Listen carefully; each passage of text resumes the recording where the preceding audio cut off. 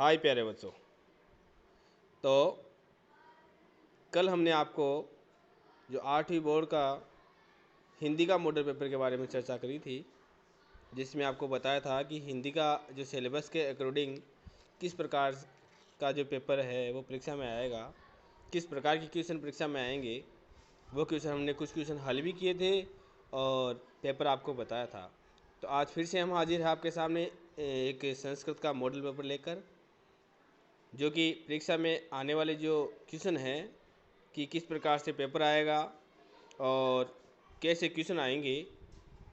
तो उन क्वेश्चनों के साथ में हम आज आपके सामने एक मॉडल पेपर लेके आए हैं कक्षा 8 का। देखिए, पूर्णांक 80 नंबर का है, 2.5 घंटे का समय रहेगा। 25 क्वेश्चन आएंगे पेपर के अंदर, जिसमें बिल्कुल छोटे छोटे क्वेश्चन हैं। अपन चाहे तो आसानी से इन क्वेश्चनों के उत्तर कर सकते हैं, लेकिन विशेष बात मैं बच्चों से कहूँगा कि आप सभी किताब के क्वेश्चन आंसर अच्छे से याद करें पढ़ के। उनमें लघुत्तरात्मक और अति लघुत्तरात्मक जो क्वेश्चन हैं उनको अच्छे से देख के याद करें, क्योंकि उन प्रश्नों से मतलब कि किताब के उन प्रश्नों को ज़्यादा पूछा जाएगा एग्जाम के अंदर। तो देखिए, पहला क्वेश्चन क्या कह रहा था कि अस्माकं देशे कति राज्यानि। तो सबको पता है कि अस्माकं देशे कति राज्यानि, अष्टविंशति। कितने राज्य हमारे देश में, कितने राज्य हैं? 28 है। कागज़ उद्योग के लिए किसकी आवश्यकता होती है? फलों की आवश्यकता नहीं होती है। वस्त्राणाम धातुनाम या वृक्षाणाम, पेड़ों की आवश्यकता होती है, सबको पता है। विदेही में विधिलिंग है। व्याध का नाम, शिकारी का क्या नाम था? चंचल नाम था। त्वम प्रातः है, देवी ही स्तुति करोसी। तो यहाँ पर जो अव्यय शब्द है वो बताना है कि अव्यय कौन सा है। तो अब इसमें अव्यय है प्रातः है। माता पिता, इससे का समास विग्रह कर, माता पिता इसका समास विग्रह करना है तो क्या आ जाएगा? माता पितरोः। अस्मान सर्वान प्रेरितवान है, तो इसमें आ जाएगा छात्रान। संसार सागर के जो नायक है वो किसे कहा गया है? ये तड़ाग वाला पाठ है, तड़ागों को संसार सागर का नायक कहा जाता है, ये आ जाएगा।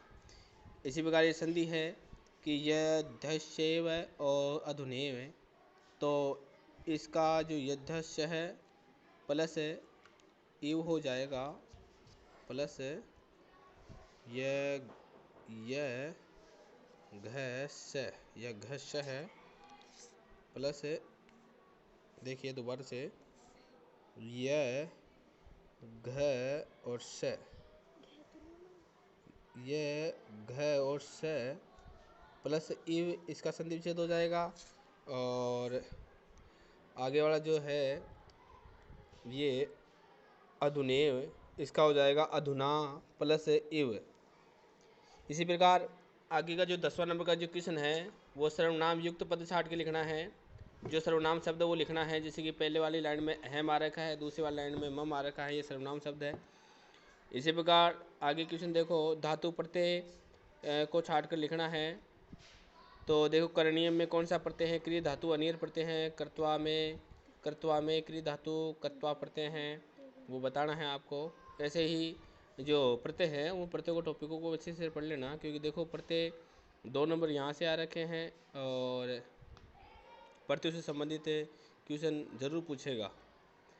आगे देखो, 12वां क्वेश्चन क्या कह रहा है?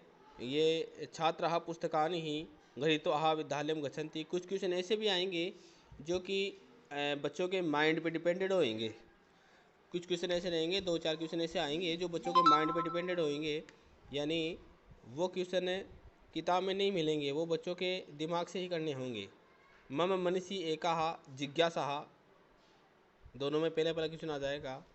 अब जैसे कि ये वाले वाक्य है, ऊपरी और आदानम, इन दोनों वाक्य, दोनों शब्दों से मिलकर वाक्य बनाना है। जैसे ऊपरी से ले लेंगे, वृक्ष से ऊपरी ही वानराः तिष्ठन्ति, ऐसे हैं। और इसी प्रकार आगे दे रखा है 14 नंबर क्वेश्चन कि इनका जो तत्सम रूप लिखना है, जैसे को क्या बोलते हैं? कुक्ष है, गोद को क्रोड है बोलते हैं, तो वैसे लिखना है। कै बाग को खे बाग से मिलाना है, ये वो छठे वाले पाठ से लिया गया है। जैसे कि ये स्वस्थता को मिलाना है, स्वस्थता मनोदशा से मिलाना है। महत्वपूर्ण गोष्ठी, महत्वपूर्ण जाके मिल जाएगा गोष्ठी से। और जघन्य बढ़ जाएगा करते से। और क्रीडंती मिल जाएगा पुत्री से।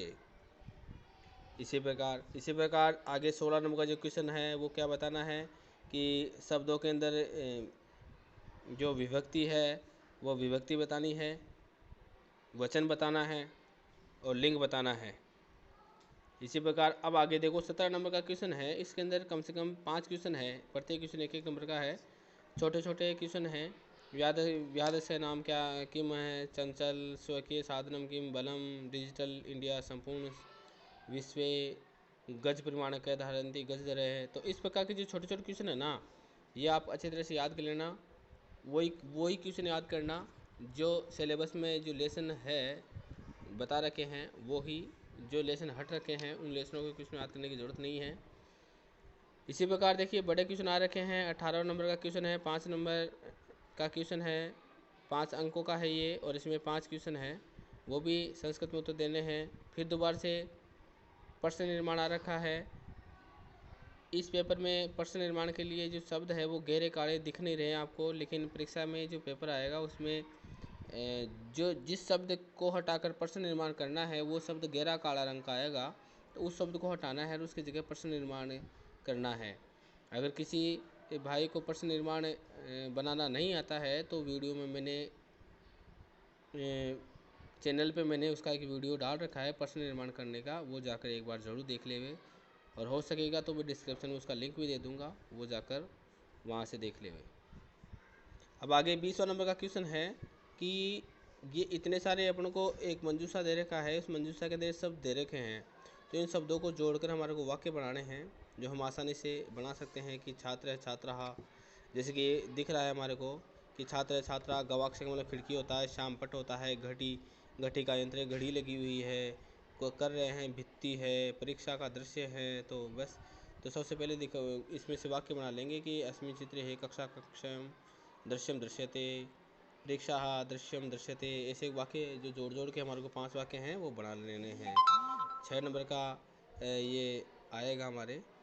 इसी प्रकार आगे देखो जो कहानी वाली अपने संस्कृत की जो पुस्तक है उसमें जो कहानी आई है, उन कहानियों में से देखो 2 कहानियाँ दे रखी है यहाँ पर, उनमें से एक कहानी का हिंदी अनुवाद करना है, वो आप आसानी से कर लोगे।